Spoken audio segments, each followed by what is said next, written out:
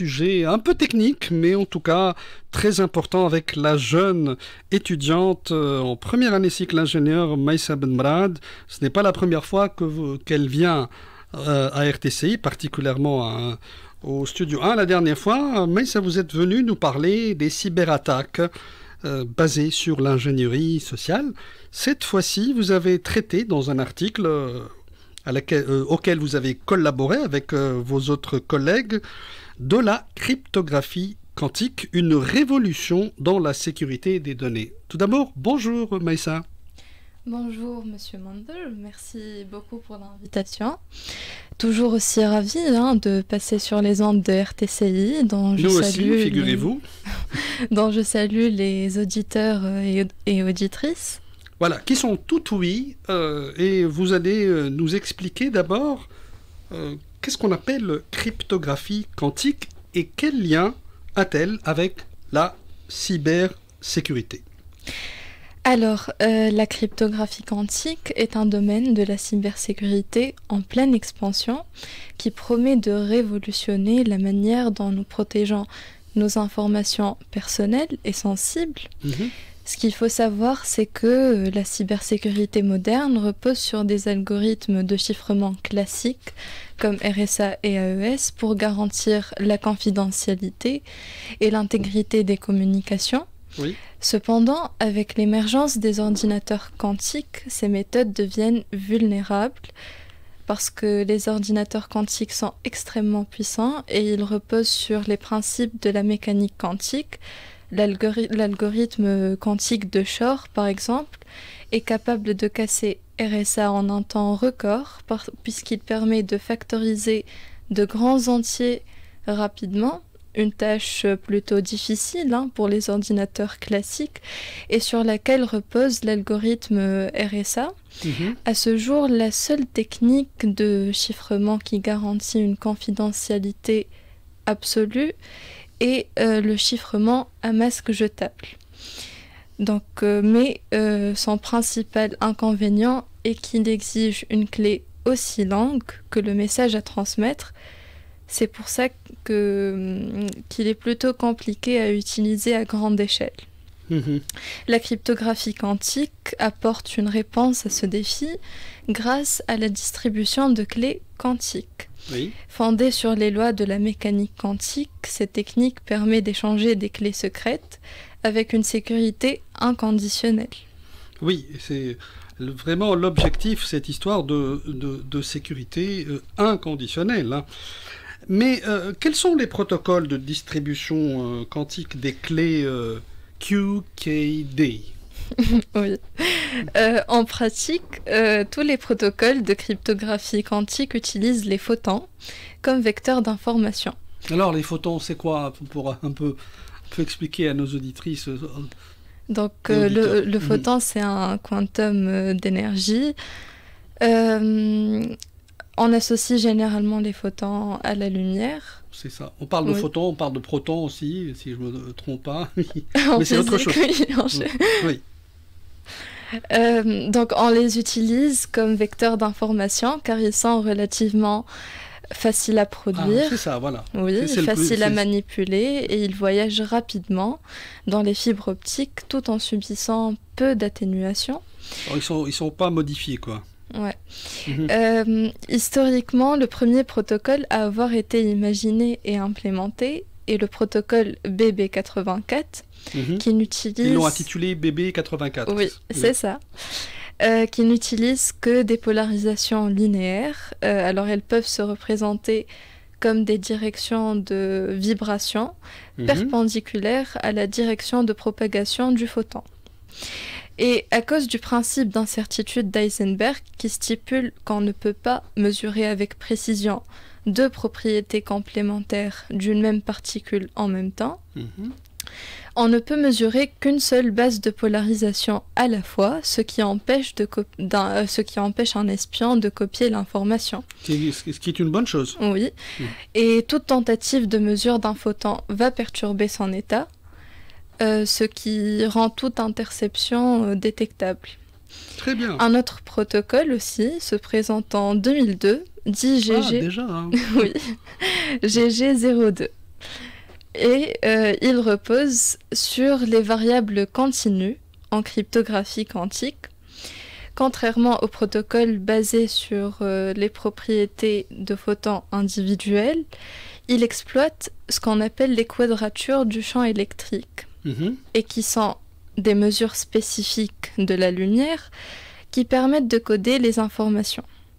Ces grandeurs, elles ne peuvent pas être mesurées avec une précision absolue, ce qui rend également toute tentative d'interception détectable d'après le principe d'incertitude d'Heisenberg.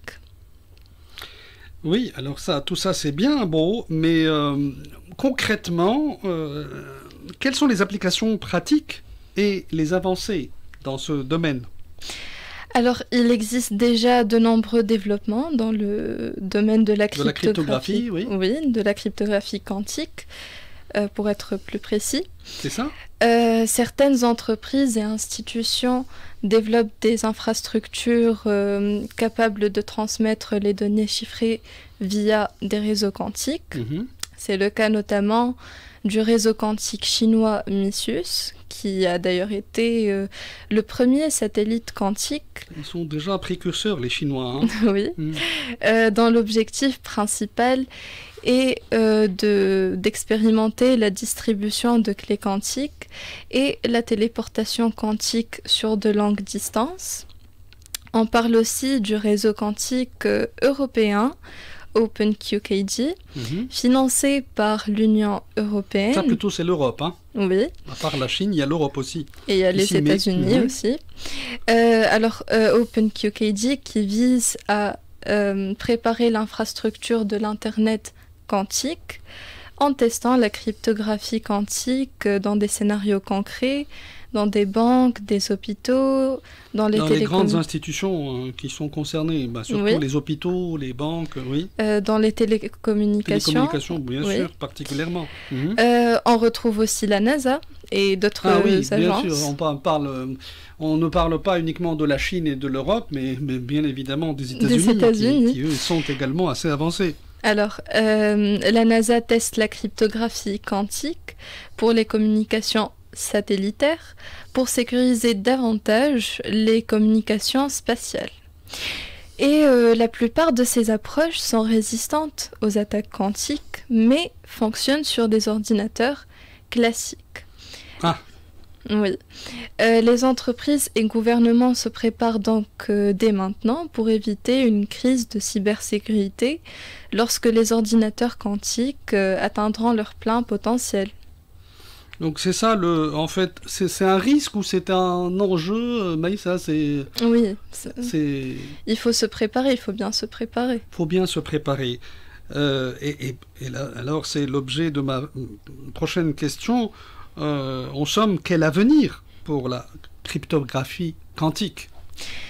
L'avenir de la cryptographie quantique s'annonce comme une révolution majeure dans le domaine de la sécurité numérique, offrant des solutions robustes pour faire face aux menaces posées par les ordinateurs quantiques, ces machines qui sont capables de déchiffrer les algorithmes de chiffrement classiques en un temps record. Très rapidement, très facilement, de manière instantanée. Ouais. Il nécessite le développement de la cryptographie post-quantique. On parle déjà on parlait de cryptomanie, de cryptographie quantique. Là maintenant c'est le post carrément post-quantique. Oui, la cryptographie quantique, post-quantique, qui elle repose sur des problèmes mathématiques résistants aux attaques quantiques. En adoptant cette cryptographie post-quantique, les organisations renforceront la confiance dans les transactions numériques, démontrant leur engagement envers des mesures de sécurité proactives.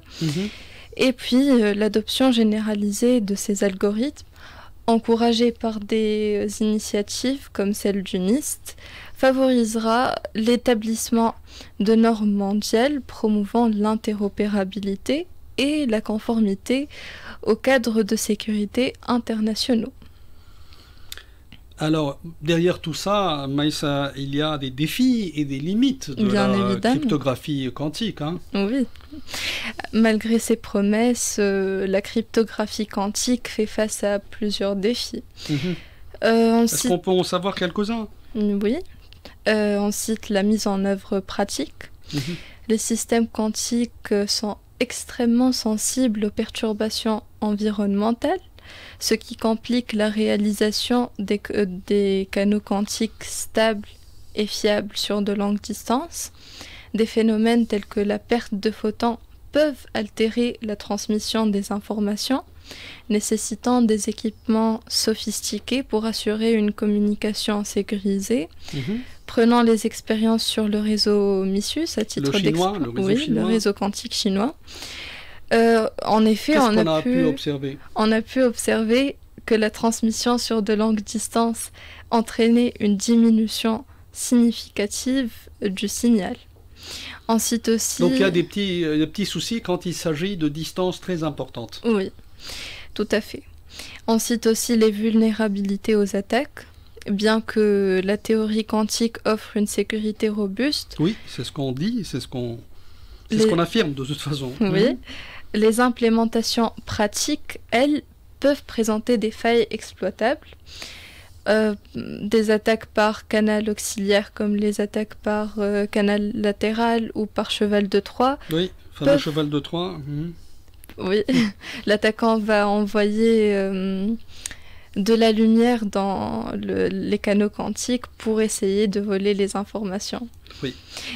Donc ces attaques, elles peuvent compromettre la sécurité des systèmes de distribution de clés quantiques. Mhm. Et puis, la transition vers des systèmes de cryptographie résistants aux attaques quantiques est également entravée par plusieurs autres facteurs, tels que le manque de réglementation, d'éducation, d'expertise, qui freinent la mise en œuvre de la cryptographie post-quantique.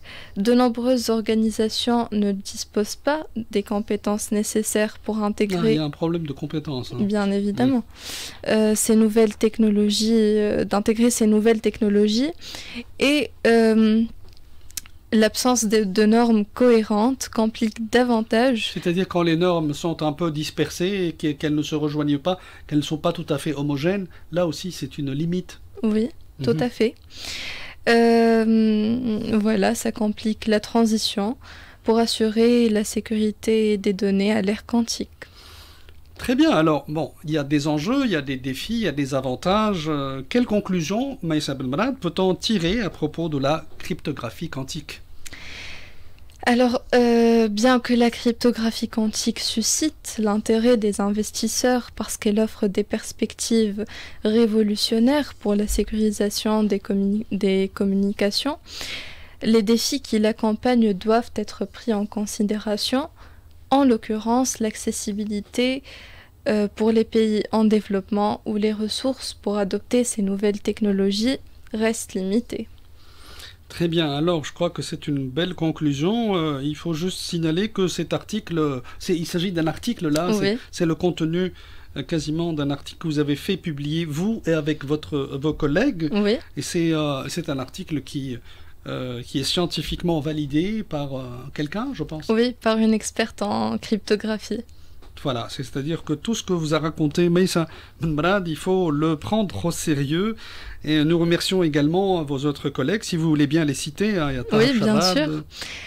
Nedia Friha, Tahar Charad, Ele Warri, oui, Mehdi Yadas Mehdi Das, c'est ça. et Edem Serhi. Serhi. Voilà. Et puis surtout, Maïssa Benbrad, qui est venu en cette journée mémorable, un 25 juillet, nous parler de cryptographie quantique. Merci beaucoup, Maïssa, Merci pour encore à une vous. fois ton intervention. Et puis, j'espère à un autre passage. Vous serez toujours la Avec bienvenue grand sur plaisir. les ondes de RTC. Merci.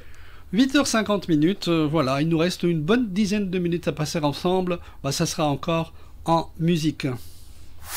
La matinale.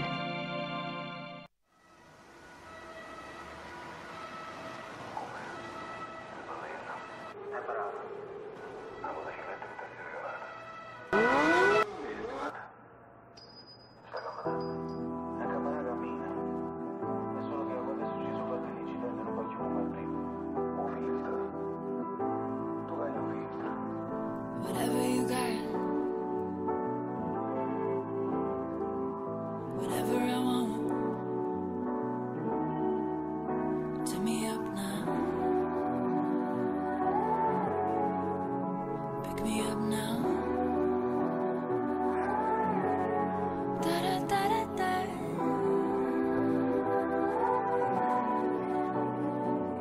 Whatever I want.